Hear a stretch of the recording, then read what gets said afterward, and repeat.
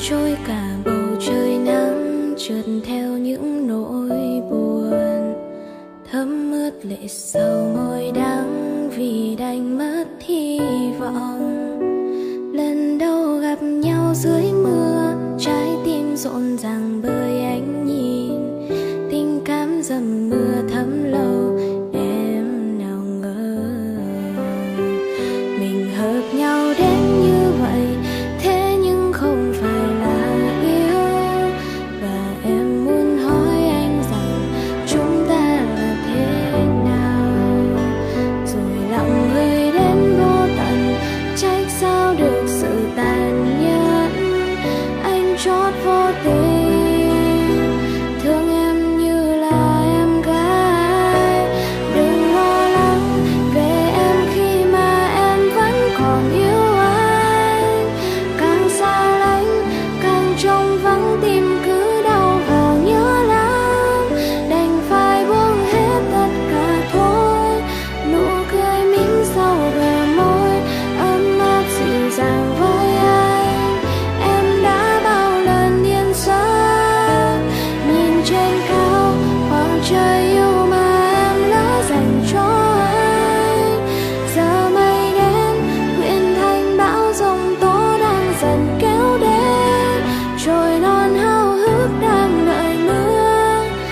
Rất giống em ngày xưa, mưa trôi để lại ngây thơ trong giấc mơ buốt lại. Vừa như yêu nhưng đến khi ai đó trôi thương, trời đất như rung chuyển một người vỡ hòa.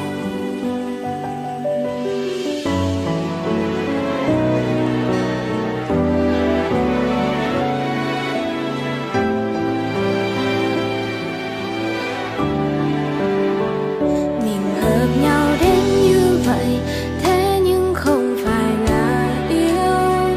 Và em muốn hỏi anh rằng chúng ta là thế nào. Rồi lặng người đến vô tận, trách sao được sự tàn nhẫn. Anh trót vô tình thương em như là em gái. Đừng lo lắng về em khi mà em vẫn còn yêu anh. Càng xa lánh càng trông vắng, tim cứ đau và nhớ lắm. Đành phải buông hết tất cả thôi, nụ cười mỉm sau bờ môi ấm áp dịu dàng với anh. Em đã bao lần yên giấc nhìn trên cao khoảng trời yêu mà em lỡ dành cho anh. Giờ mây đến quyện thành bão giông tố đang dần kéo đến, trôi non háo hức đang đợi mưa. Rất giống em ngày xưa, mưa trôi để lại ngây thơ trong giấc mơ buốt lại. Đừng lo lắng về em khi mà em vẫn còn yêu anh. Càng xa lánh càng trông vắng, tim cứ đau và nhớ lắm. Đành phải buông hết tất cả thôi, nụ cười mỉm sau bờ môi ấm áp dịu dàng với anh. Em đã bao lần yên giấc nhìn trên cao khoảng trời yêu mà em lỡ dành cho anh. Giờ mây đến quyện thành bão giông tố đang dần kéo đến, trôi non háo hức đang đợi mưa. Rất giống em ngày xưa, mưa trôi để lại ngây thơ trong giấc mơ